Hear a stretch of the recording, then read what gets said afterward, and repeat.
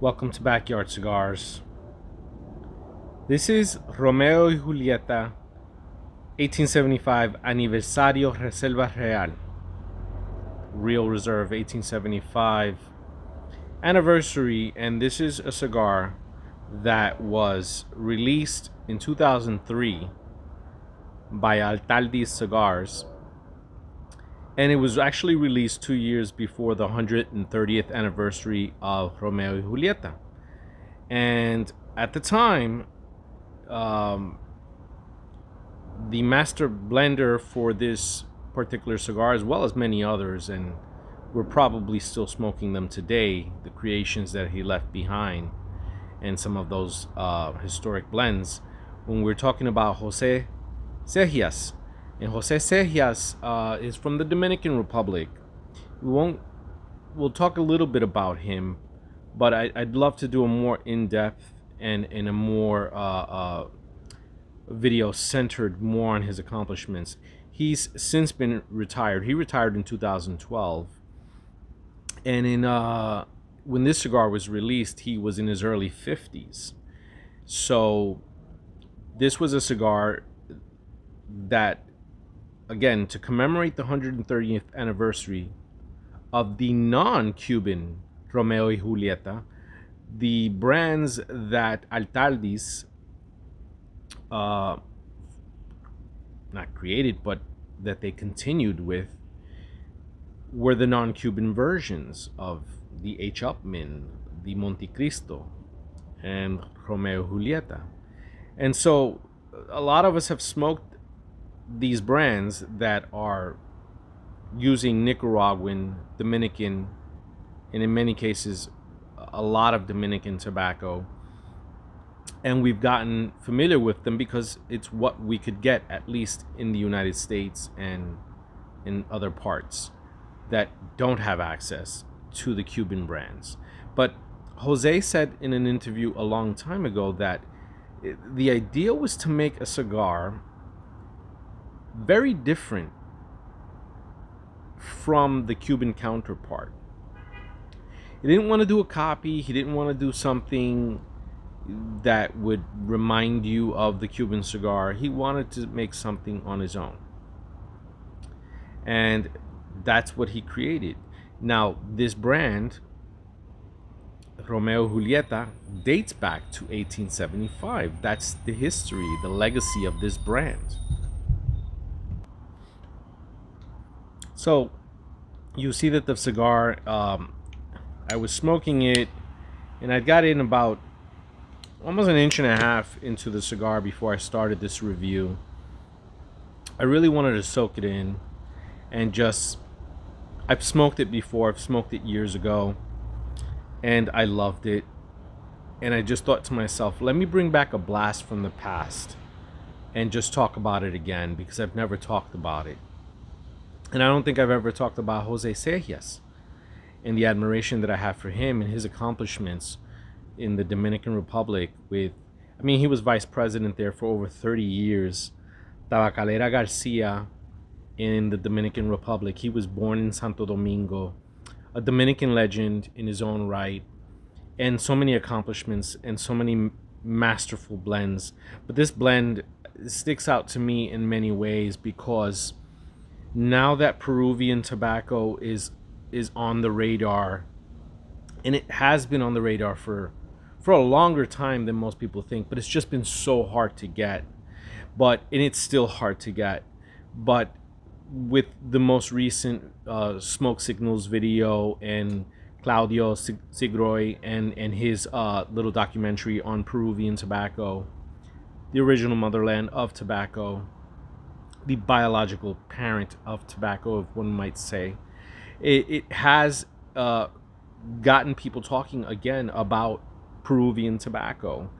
And this just goes to show that although this push for interest in Peruvian tobacco really began as of most recently, about 4 or 5 years ago, and then really caught on in the last 2 years or so, and then now, especially with the Privada Club video, is taking on a new interest, right? So that's what I'm talking about. That in 2003, Jose Seijas already had the idea and the vision to use Peruvian tobacco. 5 by 52 Robusto, in this case. It sports a very well aged, don't know the exact amount of years, but a very well aged Ecuadorian Sumatran wrapper, a Dominican, uh, uh, excuse me, a Connecticut broadleaf binder, and fillers from the Dominican Republic, Nicaragua, and Peru. So you have Peruvian tobacco here. Jose Sejas was known as one of the largest buyers and users of Peruvian tobacco during his time. Produced some cigars under his own line as well, the Jose Sejas 2000s. I think that's, if I can wrangle one of those, I think that'll be a great review and history talk as well about his legacy. But his legacy is alive still, and it lives on in these blends.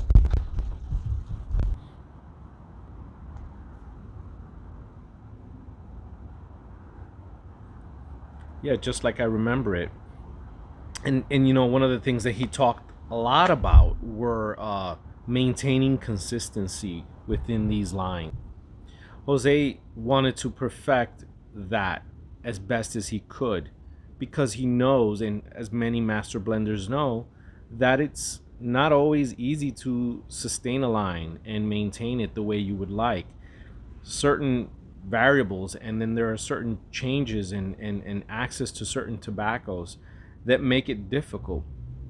But he said he had simplified that version and he had found ways around that, like many uh, of the greats within the cigar industry. They just find a way to keep it alive and maintain the quality. And so that was his one of his main goals, was maintaining the quality in these lines, not just creating these masterful, beautiful blends, but really continuing to produce them and getting the tobaccos that he needed. And if he couldn't, plan B, plan C. I mean, he was just a very well prepared man, and it just shows in the quality of the tobaccos. You know, Altadis is not a legacy company by any means. It was formed from a merger between, uh, Spain SA and France SA tobacco companies, these huge companies, that Europe's largest companies coming together to form Altadis in 1999. And Jose was at the forefront of that. He was there. He was hired to analyze crops. He was, geez, I'm talking a lot about him, but I just can't help it, because when I smoke this cigar and I think of what he put into this blend, and when I listen to him talk about how he really wanted to make this cigar special, and it has endured the test of time, the palates of our time still appreciate the work that he's put in. But what does it taste like? Well, it tastes like a good cigar. No, seriously, it's got some heavy cedar notes. This particular one has been aged for about a year in the humidor at about 65, 66 RH. And you've got that cedar that comes through, you've got that pepper, you've got some sweetness. And as it develops, it comes through with notes of cream and pepper and wood.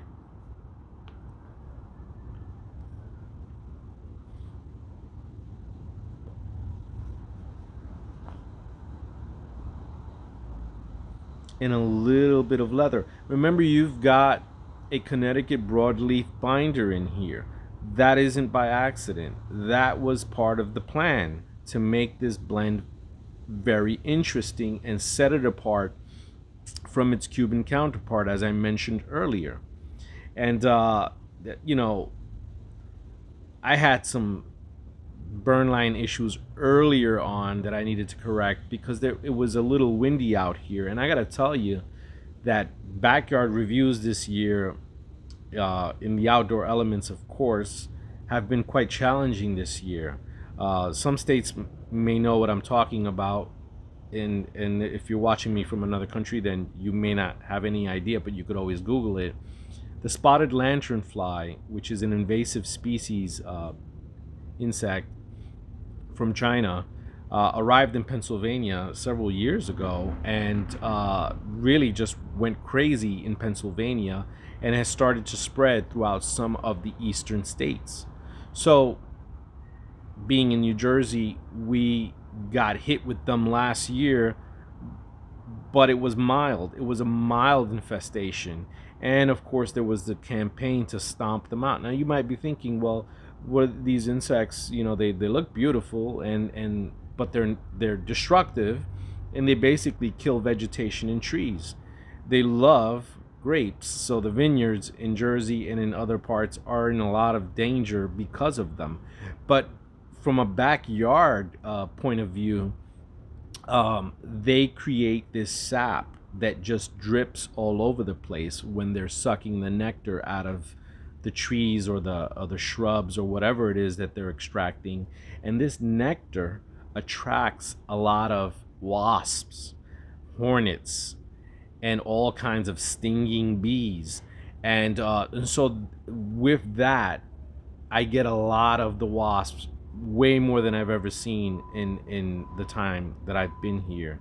And so it's a little distressing when I'm doing a review and I've got to concern myself with wasps. Now, obviously, I do spray down the yard and I have things that I can use to keep them at bay. And I've got things that I can defend myself with if they happen to come upon me. But sometimes even that's not enough. They're just going to show up because, well, the sap is attracting them, and that's the main reason that they're around. And you've never been stung by a wasp or a hornet, it's probably a good thing to avoid. If it seems I'm rather subdued today and slightly monotone, it's not that I'm not excited about what I'm doing in this very moment, this experience that I'm sharing with you. It's more the day. It's a Sunday. It's 77 degrees. It's just a nice light breeze with occasional gusts, maybe 10 miles per hour occasionally. But it's pleasing weather for smoking a cigar. It's relaxing weather for smoking a cigar. And holding with me and smoking this cigar that is, in my mind, in my opinion, very reliable, just a really good experience to have. It's mild to medium. It picks up and it becomes a true medium, but just at that medium mark. Nothing close to medium full ever. And I just love the flavors that come through with the cedar and the light pepper and some of the cream that you get. And going back to the Peruvian tobacco, Jose Seijas wasn't the only one that had the vision of using Peruvian tobacco. When I spoke to Martinez of Martinez Cigars, I remember discussing some of his father's blends from the 1970s, and he specifically told me we dabbled with Peruvian tobacco. He said, I used it for quite a while. I loved using it in my blends. It was a complementary tobacco. But now we're seeing, of course, that it is more than just a complementary tobacco.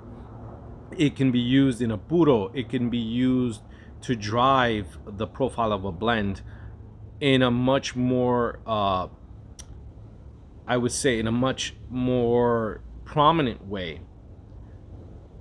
So using it now is a little harder because obviously it's still hard to get, like I mentioned earlier, but he said that even in the 1970s, that while for a while it was easy to get and obtain, it became increasingly difficult, and the supply just ran up, it dried up, and he stopped using it because he just couldn't sustain some of the blends. So along the way, some of the blends were tweaked. Some of the blends that included Peruvian tobacco no longer included Peruvian tobacco, and perhaps it was substituted with a Brazilian tobacco or a tobacco from another region of Nicaragua. You can obtain different flavors from different tobaccos. If you're a master blender and you know what you're doing, then you can find the right tobaccos to get the job done. Jose Seijas proved that.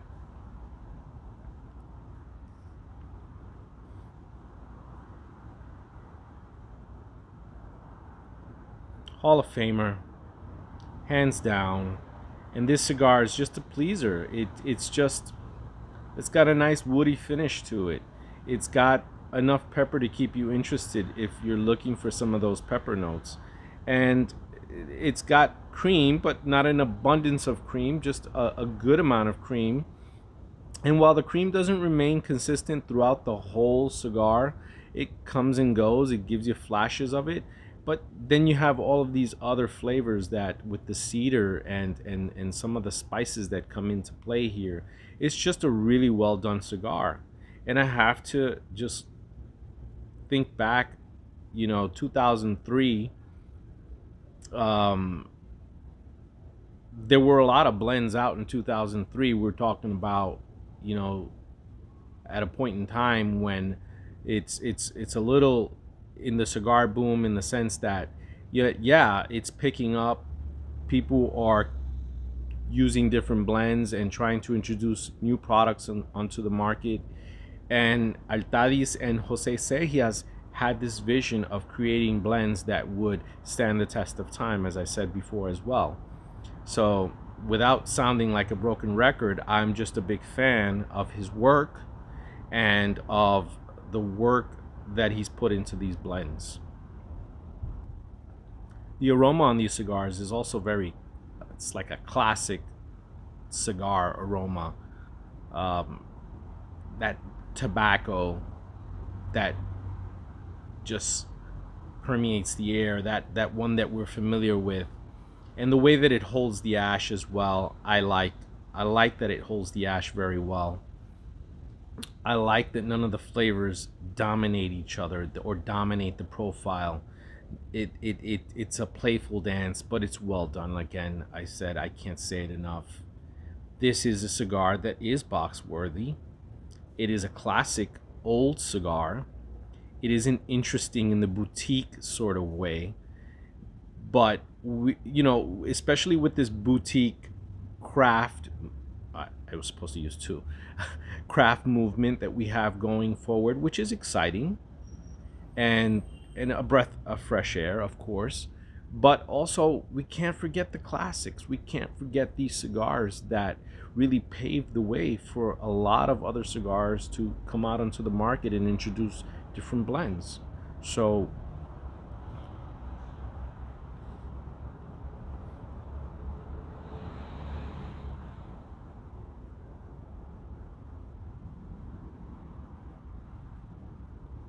really interesting, really cedar and peppery heavy towards the finish. And around this point, I've got probably another 10 to 10 minutes of smoking time with this before I put it down. But I just wanted to say thank you for watching and supporting this channel. I really appreciate everyone's input and the comments that I get. One of the comments that I got not that long ago, when I was doing the series on the retrohale, was from a subscriber and a person that comments on the channel, a humble 41011. I'm sorry if I get the last digits wrong, but the handle is humble 0411, or I'm sorry, I'll write it in the notes in the description. But he wrote a very touching comment in regards to the retrohale on how he felt for so long that maybe he was doing something wrong, or he wasn't doing something right, or he wasn't enjoying things the right way, and that he felt so good to see the video and realize that that grand importance that was put on the retrohale wasn't exactly what everyone would think it would be. And it certainly seemed like it enlightened him a bit, and it liberated him a bit from these feelings of I've got to retrohale and so forth. And without beating a dead horse, I'm just gonna say, humble thank you for that comment. It was very touching, and it proved to me that there was something to learn from that series. But going back to this cigar, it finishes incredibly well. It's just, it picks up in strength as most cigars do, or a lot of cigars do, when they get to that final third, approaching that nub state. But it's a crowd pleaser. Please check it out if you get the chance. And thank you once again for watching, ladies and gentlemen. Until next time on Backyard Cigars.